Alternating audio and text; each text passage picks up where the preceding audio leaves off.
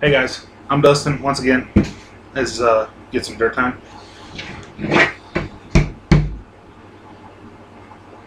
Back with another Walmart product. I know. There's a theme slowly but surely developing here. Mostly because Walmart's pretty much all I have down here.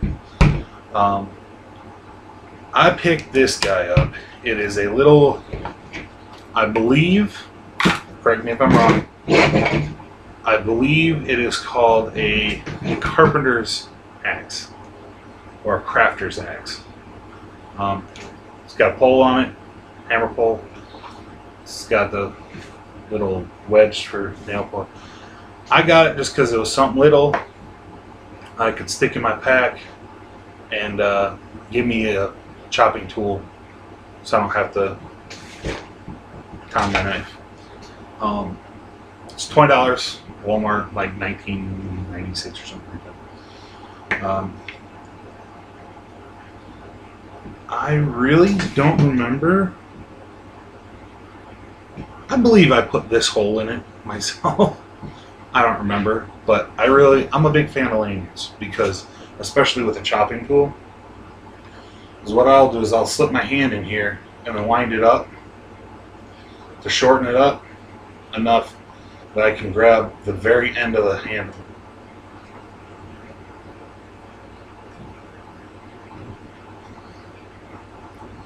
Like this.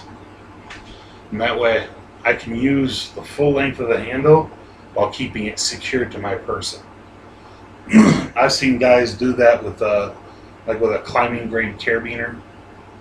I don't know what the proper terminology for those are. The ones that you don't use for a keychain, you know, but the ones that are made specifically for climbing, because I wouldn't trust doing that with a keychain. But I find that it helps to give you a little bit more reach and a little bit more kinetic energy at the end of the swing, and you hold it down near the bottom this way, and it doesn't take a lot out of your arm. But I know somebody out there is going to have some safety issues with that or something, and that's fine. I mean, it's okay. I'm not saying to do that. I'm saying that's what I do. The handle, when you get it, this is not on there. This is a piece of inner tube. I cut it. It's probably 3 inches long. I put it on there just to give me something to grip because, once again, this is a really smooth handle. So. And oftentimes my hands are wet. I mean, dirty, wet, something. There's always something on my hand. I like to have something a little extra to hold on to. It works pretty good. I mean, it's not a Wetterlings by any means. It's not even close. I don't even think they're in the same hemisphere, to be honest with you. But it's completely. I don't know if y'all can read that. Bam. Made in America. It's American hickory. Made in America. Wonder if it'll say where in America. What is that? Hebron, Illinois. Modifications that I made, like I said, I'm pretty sure I drilled this hole in the handle because I like having the little lanyard to hold on to.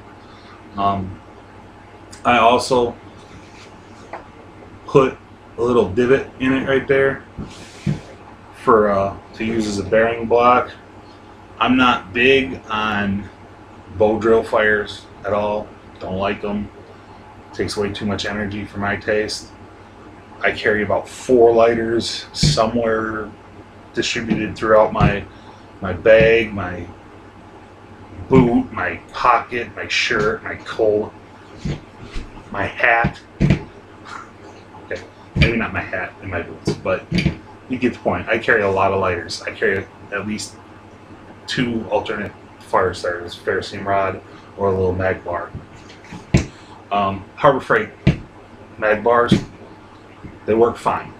I haven't had a single problem with one of the rods falling off, but even if they do, that's okay with me.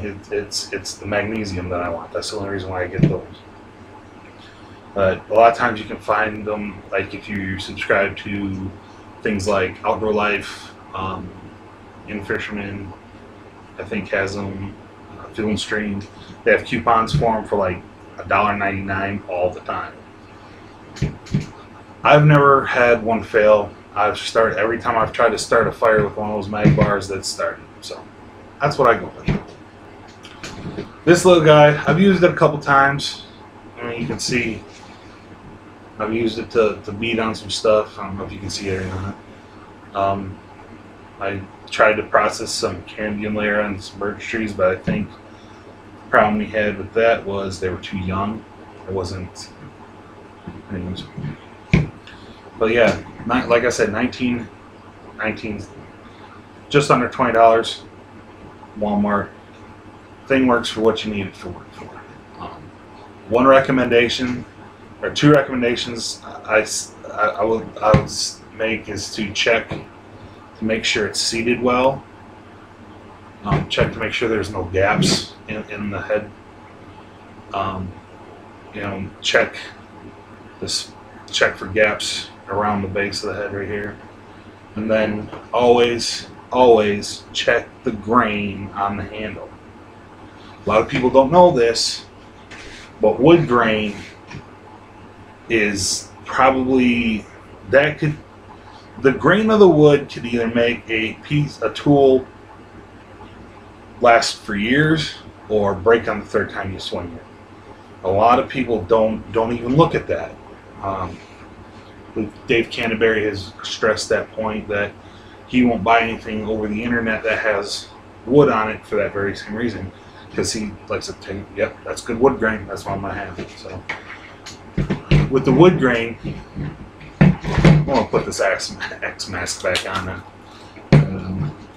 I keep this thing really sharp, so I don't want to lay myself open again. My buddy Bronson will tell you all kinds of stories about me cutting myself. I think I cut myself every time we hang out because I do something stupid like cut towards my hand or something. You live and you learn. This is one of the leather projects that I did. You can see one of the rivets fell out. That's because, like most of my projects, there's one little piece of insight that I completely miss. And it's the little details that always mess my projects up. And that little detail on this was, this is a single seam right here. I did not put the piece of leather inside of the two flaps. So if I have the mask on and I'm using it for the pole hammer, the inertia will push the blade of the axe up into the rivets and cut the rivet in half. So I have to fix that.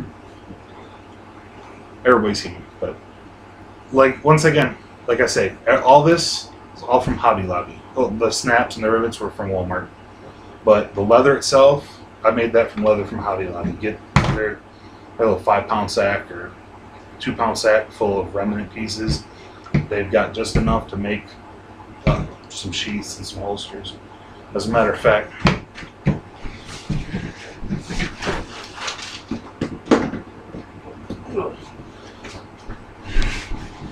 this guy right here is a sheath for my Leatherman. It goes on my belt, sits on my belt a long way.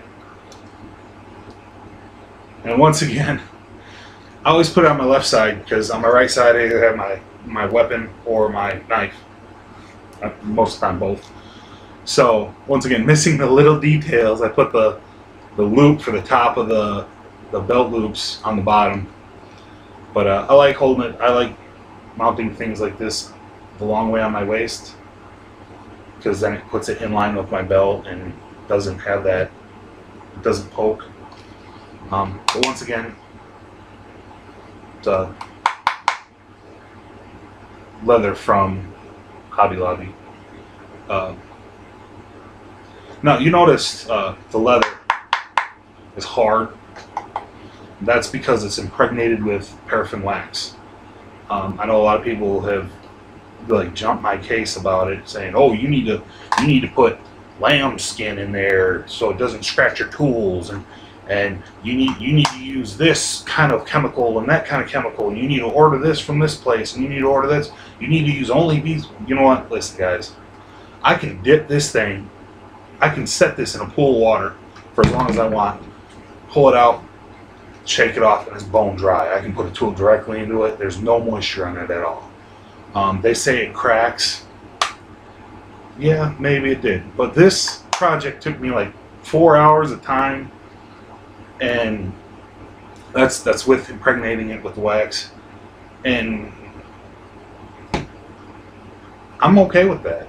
I think the whole pack of leather cost me $8. So this cost me maybe 45 cents in the product, and then 3 hours of work. And you know what? I love doing this stuff, so I'll make this over. I'll make this 20 times over, and I'll be okay with it. You know, it's. I mean, you can see. I'll show you a progression of my. Actually, you probably, if you go to our Facebook page, Get Some Dirt Time, I'll link the album full of leather projects that I've done, so you can see the progression of my leatherworking and how it's slowly improving. Hopefully, the next project that I do, it's a lot better. We'll see. Back to grain, wood grain. I'm sorry, I totally got off. I was like, hey, look at what I can do. Wood grain. You always want the wood grain going up and down. Because anybody who has ever had to break a piece of wood knows that you break it against the grain. You don't try and break it with the grain. I don't know how to explain it. I don't know how to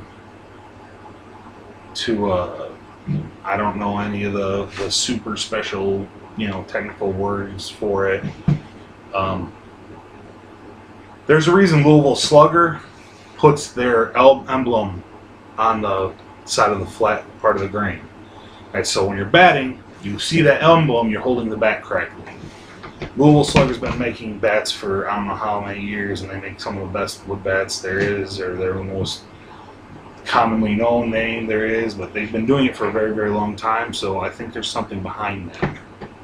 So whenever you're buying a wood tool, hammer, like a maul, shovel, anything, you gotta make sure that you know which way the force is going to be exerted onto the tool. For example, axe.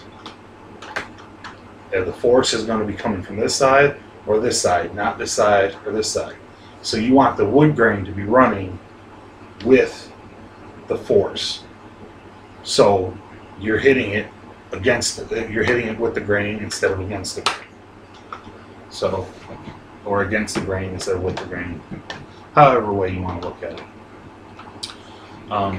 So yeah, that's just another piece of gear that you can get at your local Walmart that turned out to be a lot more okay than I originally thought it was going to be. I thought it was going to be horrible. I didn't think it was going to hold an edge, but I put an edge on it one time, and I've processed some wood with it, and I mean, I processed hardwood with it. Like, I took split a couple pieces of sycamore with it and stuff, and it held up pretty good. But yeah, that it's Vaughan is the company that makes this. Like I said, it's made in America. $20 at Walmart. You need a good hatchet. That's it. It's probably not going to be the Boy Scout S-Wing hatchet, but it's also $20. Once again, I'm Dustin. Thank you for watching Get Some Dirt Time. I'll see you guys soon.